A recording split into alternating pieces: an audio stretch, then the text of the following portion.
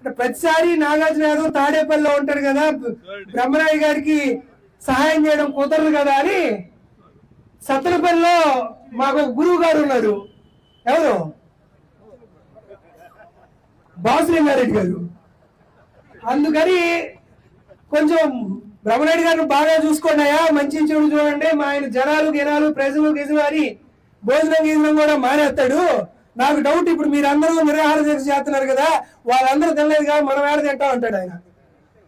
కాబట్టి బాసులింగారెడ్డి గారు ప్రత్యేకంగా వినుకొండ నియోజకవర్గ పరిశీలనగా ఉండడం నిజంగా మా సత్తెనపల్లికి సంబంధించిన ఒక వ్యక్తి ఇక్కడ ఉన్నాడు కాబట్టి లింగారెడ్డి గారు ఉన్నప్పుడు ఉంటే నాగార్జున యాదవ్ కూడా ఉన్నట్టే అని మీరందరూ భావించవలసిందిగా కోరుకుంటూ, లింగారెడ్డి గారు కొంచెం మా బ్రహ్మనాయుడు గారిని బాగా చూసుకోండి.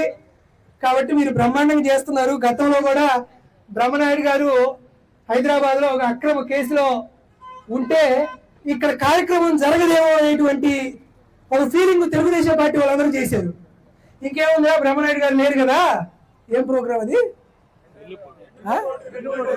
వెన్నుపోటుకి రెండేళ్ళు, వెన్నుపోటుకి రెండేళ్ళు అనే కార్యక్రమం. ఇంకా బ్రహ్మనాయుడు గారు లేరుగా, ఇంక వినుకొండలో వైఎస్ఆర్ కాంగ్రెస్ పార్టీ వాళ్ళు ఏం కార్యక్రమం చేస్తారు కదా అని పోలీసులు డిఎస్పీలు అందరూ ఎవరు వాళ్ళ ఆఫీసులో వాళ్ళు కూర్చున్నారు. నిజంగా బ్రహ్మనాయుడు గారు ఉంటే ఒక 5,000 మంది వచ్చేవాళ్ళేమండి. మీరు లేరు కదా, ఆయన ఒంటరిగా లేడని ఎవరు రాడేమో అని ఒకరినొకరు పిలుచుకొని 10,000 మంది వచ్చారు ఆ రోజు.